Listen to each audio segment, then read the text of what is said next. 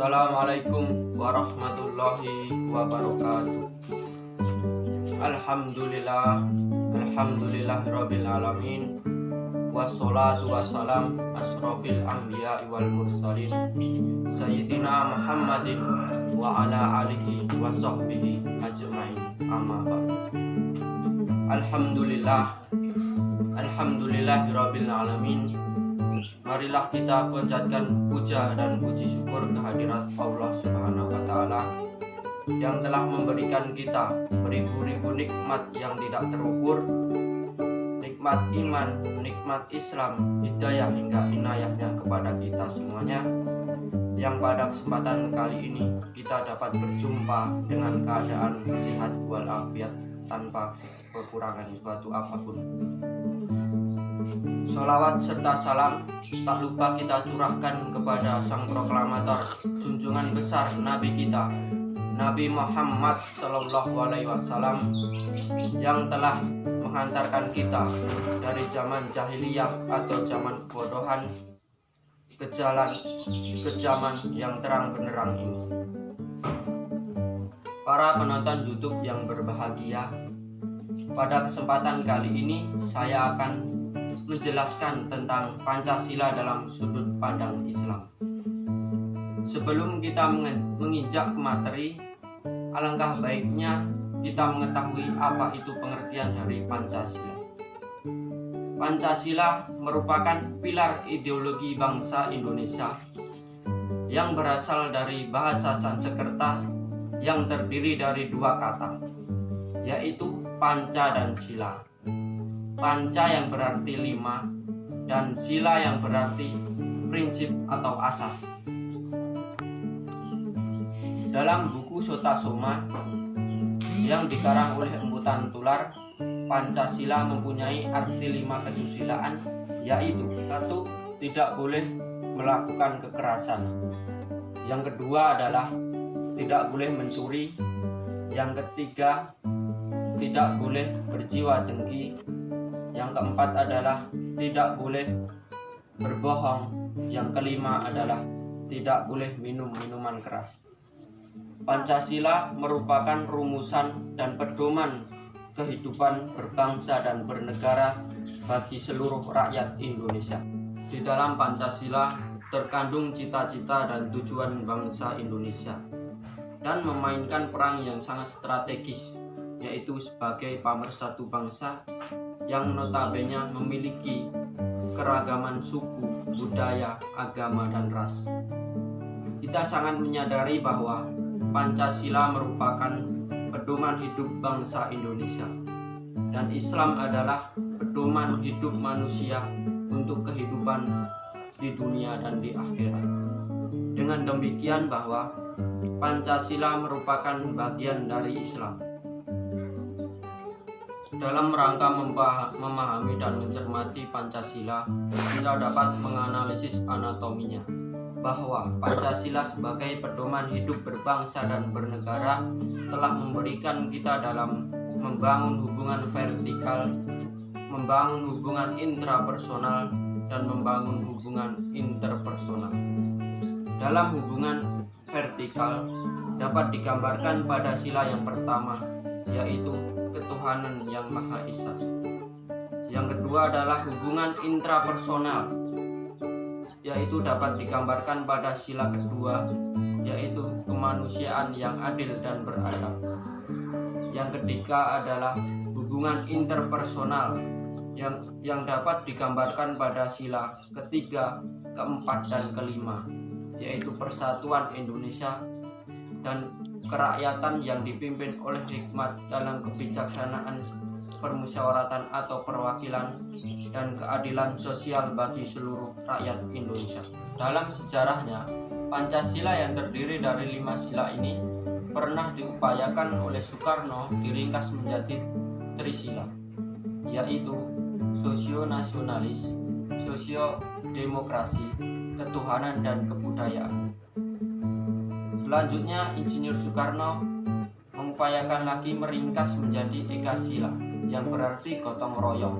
Walaupun upaya ini dimaksudkan untuk penyederhanaan, melainkan sebagai pedoman hidup berbangsa dan bernegara, bahwa deskripsi detail Pancasila sangat diperlukan untuk implementasinya. Hal ini sejalan dengan rukun iman dalam Islam, yaitu tidak cukup dengan beriman kepada Allah saja, melainkan juga perlu mengetahui detail rukun iman yang lainnya. Demikian juga dengan rukun Islam, yaitu bahwa tidaklah cukup berikrar dengan syahadat saja, tetapi juga mengetahui rukun iman Islam yang lainnya. Pancasila dalam sudut pandang Islam.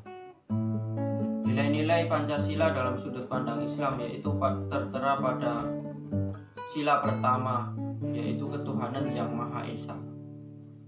Pada sila yang pertama ini meyakini bahwa Tuhan itu Esa, atau menegaskan Sang Kholik itu tunggal. Pancasila sebenarnya membawa konsep tauhid dan toleransi beragama. Hal ini senada dengan ajaran agama Islam dan tertera dalam Al-Quran dalam surat Al-Ikhlas ayat 1 sampai dengan 4 yang berbunyi, A'udzubillahi minasyaitonirrajim, Bismillahirrahmanirrahim. Qul huwallahu ahad, Allahus samad, lam yalid wa lam yulad wa lam yakul lahu kufuwan ahad. Yang artinya adalah, katakanlah Muhammad, dialah Allah yang Maha Esa. Allah tempat meminta segala sesuatu. Allah tidak beranak dan tidak pula diperanakkan, dan tidak ada sesuatu yang setara dengan Dia. Dijelaskan lebih lanjut oleh Ibnu Katsir bahwa Allah yang pertama dan Esa tidak ada tandingan dan pembantu, tidak ada yang setara dan tidak ada yang menyerupainya, dan tidak ada yang sebanding dengannya. Kata Esa ini tidak digunakan untuk menetapkan pada siapapun selain pada Allah, karena Dia maha sempurna dalam seluruh sifat-sifatnya dan perbuatan-perbuatannya. Disebutkan juga pada surat Al-Baqarah ayat 163, wa ilahukum ilahu wahid, la ilaha illa huwar rahmanur rahim, yang artinya adalah, dan Tuhan kamu adalah Tuhan yang Maha Esa, tidak ada Tuhan selain Dia yang Maha Pengasih, Maha Penyayang. Dalam tafsir Al-Mukhtasar atau Markas Tafsir Riyadh di bawah pengawasan Syekh Dr. Salih bin Abdullah bin Humaid, Imam Masjidil Haram, bahwa, hai manusia, Tuhanmu adalah Allah. Dia satu-satunya yang berhak disembah, tidak ada sekutu baginya. Esa dalam nama-namanya, zatnya, sifat-sifatnya, peribadatan makhluknya hanya baginya. Dia maha luas rahmatnya bagi hamba-hamba di dunia dan bagi orang-orang yang beriman di dunia dan di akhirat. Rasulullah Shallallahu Alaihi Wasallam bersabda bahwa Islam itu didirikan atas dasar 5 perkara, yaitu satu, persoalan bahwa tidak ada Tuhan kecuali Allah, dan persaksian bahwa Muhammad itu utusan Allah. Semuanya menegaskan bahwa mentauhidkan Allah itu mutlak bagi setiap warga negara Indonesia. Selanjutnya adalah sila kedua, yaitu kemanusiaan yang adil dan beradab. Pada sila kedua ini mengandung nilai menjunjung tinggi nilai-nilai keadilan dan keberadaban dalam pergaulan antar manusia, tidak saling menzalimi, yaitu senada dengan surat Al-Hujurat ayat 12-13 A'udzu billahi minasyaitonir rajim. Bismillahirrahmanirrahim. Ya ayyuhalladzina amanu jtanibu katsiran minadh-dhanni inna ba'dhanni itsmun wa la tajassasu wa la ya'tab ba'dukum ba'dha ayuhibbu ahadukum ay ya'kula lahma akhihi maitan fakarihtum wattaqullaha innallaha tawwabur rahim.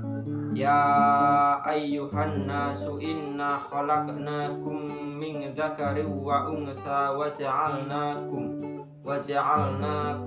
syu'uban wa qabaila lita'arafu inna akramakum indallahi atqakum innallaha alimun khabir.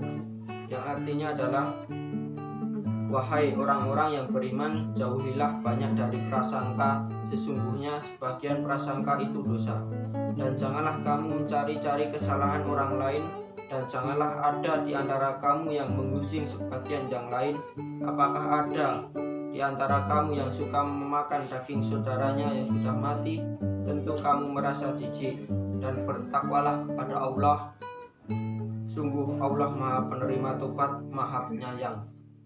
Wahai manusia, sungguh kami telah menciptakan kamu dari seorang laki-laki dan seorang perempuan.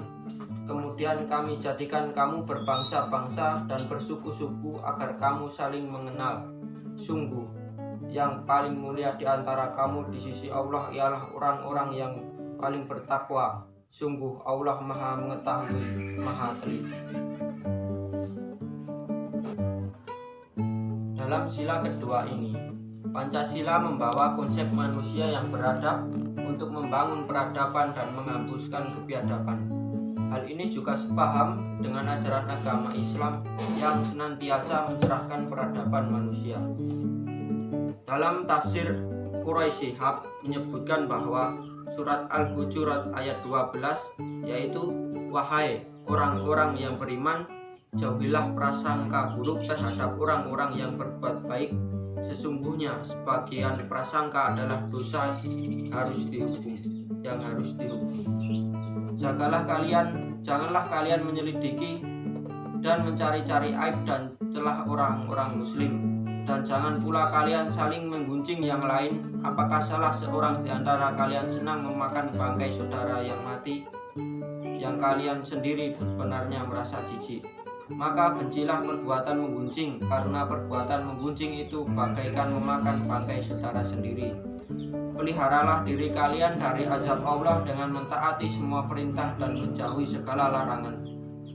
Sesungguhnya Allah Maha Agung dalam menerima pertobatan orang-orang yang mau bertobat, lagi Maha luas kasih sayangnya terhadap alam semesta.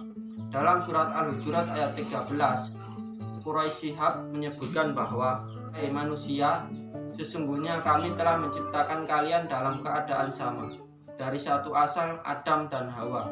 Lalu kalian kami jadikan dengan keturunan berbangsa-bangsa dan bersuku-suku, supaya kalian saling mengenal dan saling menolong. Sesungguhnya orang-orang yang paling mulia derajatnya di sisi Allah adalah orang yang paling bertakwa di antara kalian. Allah sungguh Maha mengetahui segala sesuatu dan Maha mengenal, yang tiada suatu rahasia pun tersembunyi baginya. Rasulullah SAW bersabda, apabila kalian memutuskan suatu hukum, lakukanlah dengan adil, dan apabila kalian membunuh, lakukanlah dengan ihsan, karena Allah Maha Ihsan dan menyukai orang-orang yang berbuat ihsan. Selanjutnya adalah sila ketiga, yaitu Persatuan Indonesia. Dalam sila ketiga ini, Pancasila membawa konsep bangsa Indonesia yang menjaga persatuan dan kesatuan apapun kondisinya. Hal ini juga selaras dengan ajaran agama Islam, yaitu menjaga dan mempererat ukhuwah. Allah Subhanahu wa taala berfirman dalam surat Al-Imran ayat 103, A'udzu billahi minasyaitonir rajim. Bismillahirrahmanirrahim. Wa'tasimu bihablillahi jami'an wa la tafarraqu Wadhkuru ni'matallahi 'alaikum id kuntum a'da'an fa'alafa baina qulubikum fa asbahtum bi ni'matihi ikhwana wa kuntum 'ala shafa hufratin minan nari fa anqadhakum minha kadzalika yubayyinullahu lakum ayatihi la'allakum tahtadun, yang artinya adalah, dan berpegang teguhlah kamu semuanya pada tali agama Allah, dan janganlah kamu bercerai-berai, dan ingatlah nikmat Allah kepadamu ketika kamu dahulu masa jahiliyah bermusuhan. Lalu Allah mempersatukan hatimu sehingga dengan karunia-Nya kamu menjadi bersaudara. Sedangkan ketika itu kamu berada di tepi jurang neraka. Lalu Allah menyelamatkan kamu dari sana. Demikianlah Allah menerangkan ayat-ayatnya kepadamu agar kamu mendapat petunjuk. Dalam surat Ali Imran ayat 103 ini, dalam tafsir Quraisy Shihab menyebutkan, berpegang teguhlah kepada agama Allah dan tetaplah bersatu. Janganlah berbuat sesuatu yang mengarah kepada perpecahan. Renungkanlah karunia Allah yang diturunkan kepada kalian pada masa jahiliyah.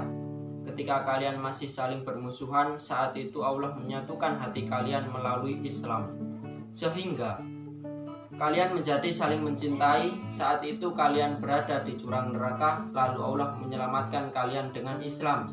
Dengan penjelasan yang baik seperti itulah Allah selalu menerangkan berbagai jalan kebaikan untuk kalian tempuh.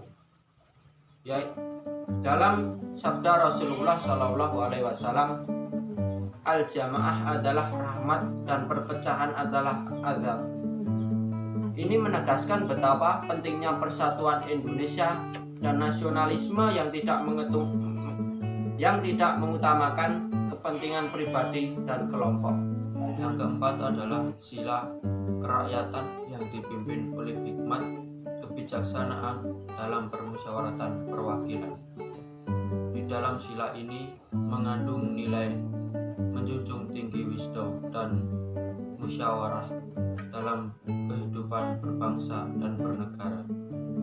Hal ini sejalan dengan firman Allah Subhanahu wa taala dalam surat Ali Imran ayat 159. A'udzubillahi minasyaitonirrajim. Bismillahirrahmanirrahim. Wa bima rahmatin minallahi linta lahum walau kunta fadzan ghalidhal qalbi lam faddu min hawlik fa'fu anhum wastaghfir lahum wasyawirhum fil amr fa idza azamta fatawakkal 'ala Allah innallaha yuhibbul mutawakkilin, yang artinya adalah, maka berkat rahmat Allah engkau Muhammad berlaku lemah lembut terhadap mereka. Sekiranya engkau bersikap keras dan berhati kasar, tentulah mereka menjauhkan diri dari sekitarmu. Karena itu, maafkanlah mereka dan mohonkanlah ampun untuk mereka, dan bermusyawarahlah dengan mereka dalam urusan itu. Kemudian apabila engkau telah membulatkan tekad, maka bertawakallah kepada Allah. Sungguh Allah Maha mencintai orang